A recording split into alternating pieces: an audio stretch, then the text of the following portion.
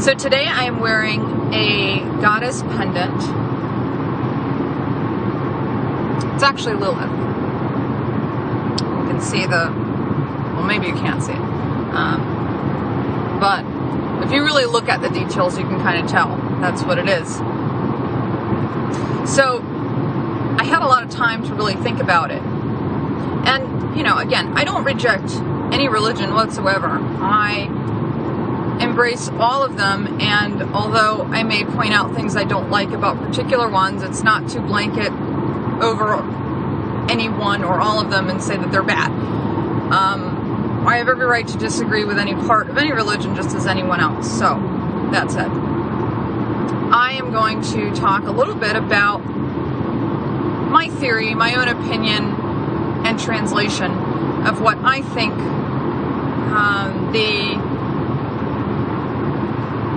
the definition, I guess is what I'm looking for, of Lilith really is.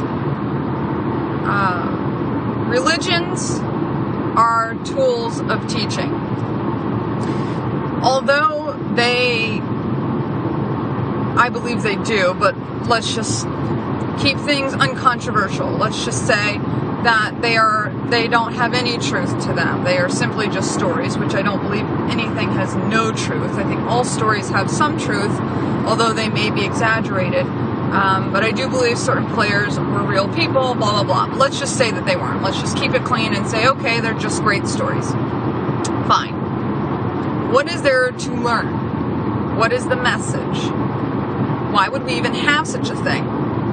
Religion is or storytelling, right? Let me rephrase. Storytelling, quote unquote religion, is a great way of teaching people how to live their life and make them understand why. Law is one thing. If I tell you, no, you can't do that, you're going to say, okay, well, why? That's where religion comes into play. Or at least that's what it's supposed to be. It doesn't always work out, and no teacher is 100% successful in teaching everyone what they need to know, so let's just use that as a defense, okay? Every student has to meet the teacher halfway. You have to be willing and accepting of the information in order to take it. I can't force it on you. So, the teaching of Lilith. I've read quite a bit about it, and you can't take everything as absolute truth because, again, we're talking about translations.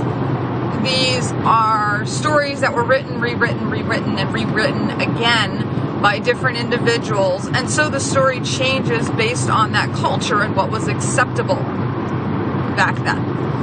So, it's tricky to cherry pick what is cultural and what is truth, because the two are interchangeable many times. So I'm just going to make it clean and just say this is my opinion on what I've gathered and what I think it is. So we have God. We have the divine energy that creates an entity. Let's just keep it clean and let's take the role of Christianity. So God, which is a he in this case, he creates Adam. And Adam wants a mate. For obvious reasons, he is a man. That is what he's created. So he pairs Adam with Lilith. Now, where does Lilith come from? When I look back, Lilith is present in early Judaism, which predates Christianity. But she appears even before that. She appears in pagan religions as a goddess. And she has wings. She very much resembles an angel. But again, when we're talking about pagan religions, think about Egyptians. Their gods and goddesses often have more than just one animal part. So instead of the Christian angel having just wings, she has wings, and she also has falcon feet. So she has talents. So she is, she has defenses. We'll just say that. She is meant to be a powerful goddess. She has the power of flight, and she also has the power to pick you up and puncture you in many places. So she's powerful, which is the way all gods and goddesses are. It's not good or evil. I'm not going to say any of that because those are loaded words. But that's the reality, is that they all tend to have that kind of power that they can wield over humanity. So, from taking that translation, the original, the pagan writings, which were found, are not complete, so we're missing a lot of information. But based on that, she's a goddess with tremendous power. You can see where this is going. A powerful individual has now been paired with a mate that she did not choose. You can kind of guess how well that relationship is going to go. So, of course, she rejects Adam. And these are for her own personal reasons. There's nothing, quote unquote, wrong with the guy. But according to translations, these are writings from Judaism. She had complaints about sex. Case in point, we don't need to know the details. We already know. As a couple, if sex is not good, you're not going to last. That's kind of the whole point of being together. Otherwise, you'd just be friends. So you will not be bearing children together because that's a problem. The sex thing. So she rejects Adam and says this isn't working out. And she leaves him. What I found interesting, not interesting because it's strange, but just interesting because it's neat. She not only leaves Adam, who is, God's first creation of humanity. Oh, who on earth rejects Adam? So that's already astonishing. But she leaves him for, and I may say his name wrong because I know how it's spelled. It is spelled Samael. So it could be Samuel, but it's not really spelled like Samuel. But I'm sure that again is translation. Maybe the original name is spelled that way, but it's pronounced Samuel. Either way, he is the archangel, the angel of death.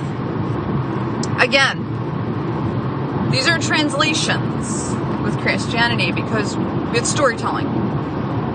When you look back in paganism, angels of death, quote unquote, because they're not called angels, but gods or goddesses of death are the duality of the gods or goddesses of life.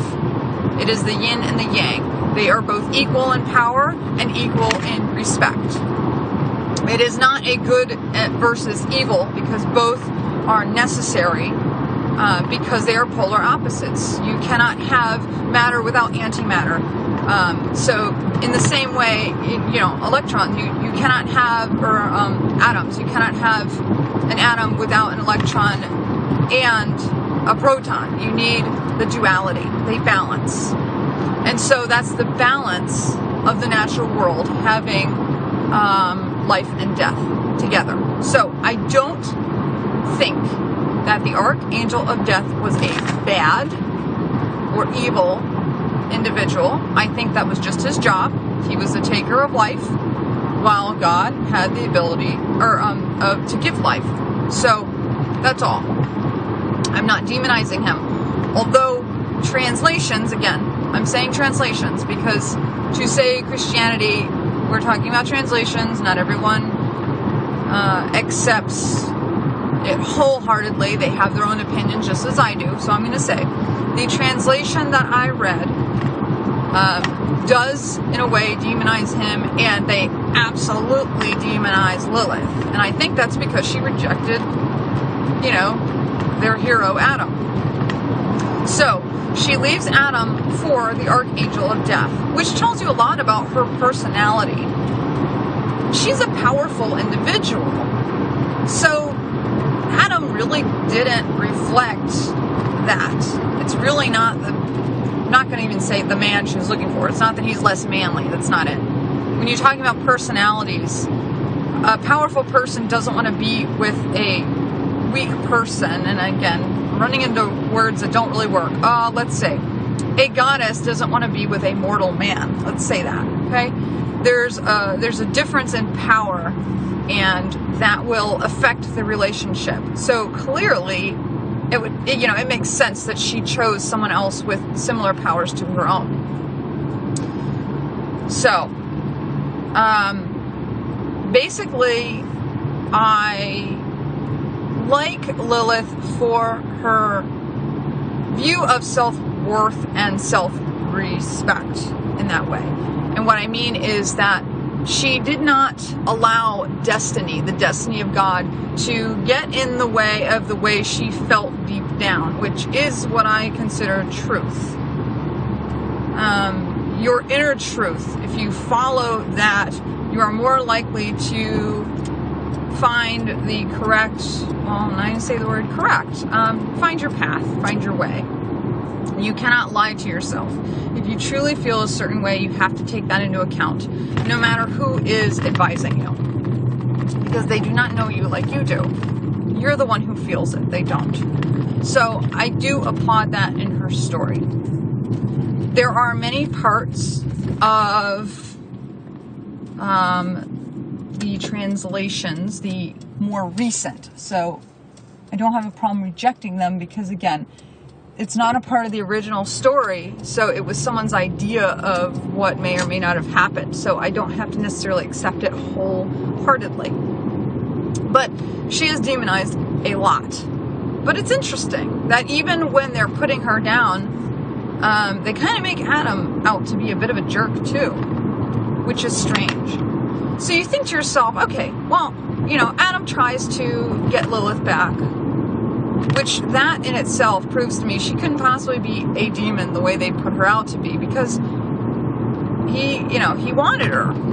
He liked her. So for him to like a demon doesn't make any sense. Being who he is, it goes against what he is. I think she was just a powerful goddess, and that's attractive. Everyone is attracted to confidence, and everyone's attracted to power in some sense. So I think she was just very sexy. She was a powerful female. So of course he's attracted to that. That makes full sense to me. So he tries to get her back, and she basically says, no, I left you for a good reason. It is my own reason, and just accept that. Respect my decision. Again, I applaud.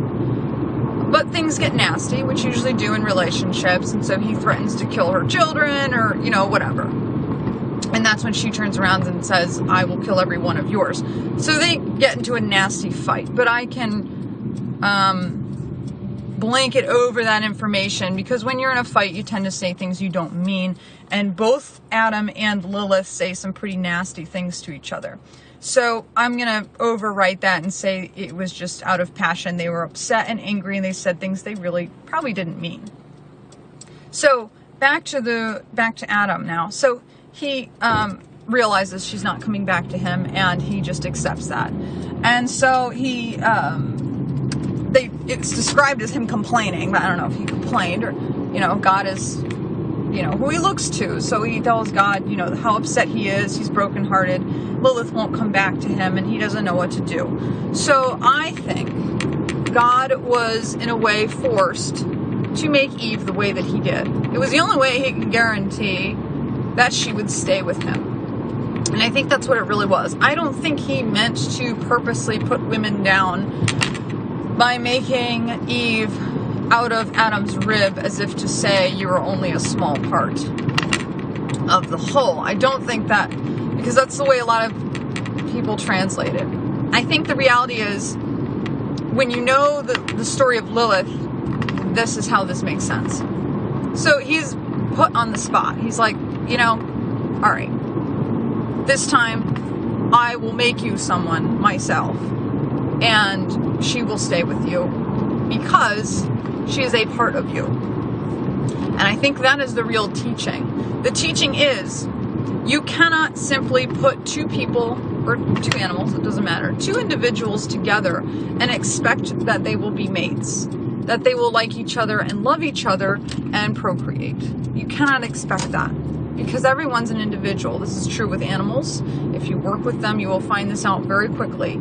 Just as we are, they are their own individuals. And you know what? They may not take on the mate that you have chosen for them, which is why breeding in captivity is so difficult. People don't realize that. They think if you just put male and female together, they're just going to mate. No, the female can reject, the male can reject. They have every right not to like each other, just the same as they have a right to like each other. So I think that is the real teaching here, is that through this story you realize, okay, you cannot put two individuals together and expect that they will be together. And the only way you will stay with someone is if you are a part of them, even if it is a small part. So you don't have to wholeheartedly be them. And what I mean is, every couple is still going to have a conflict because you're not 100% them. You are not a copy of them. So there will still be instances where you see differences between the two of you. But the key is that there is a part of you that is a part of them, and this goes both ways, and that is what ties you together. And that is perfectly natural and perfectly okay to find the other parts to be different. This is a part of your individuality. It's perfectly natural and okay. In fact, that is actually what the Bible is teaching in this case. It is teaching that although Eve is a small part of Adam, she is still her own individual because he made her separate. She's a separate body. And that part of Adam's rib that she is from is just that. That's the only part of him that she's a part of. So it's small. But it's enough to make them compatible. And so it is not, in my opinion, the story is not to put women down and say that you only amount to a small part of a man. I think that's the wrong translation. I think the reality is that you only have to have a small part of them to be compatible, and that the rest is up to you two as a couple to sort out your differences, the parts that are not the same. And so that is my translation. I hope it gets you thinking, and I would like everyone to side with me, but there will always be those who don't, but that's perfectly all right. At least now you have another side to think about, and that's it. So look at your own relationship and see how that teaching affects it and what you can take from it and learn.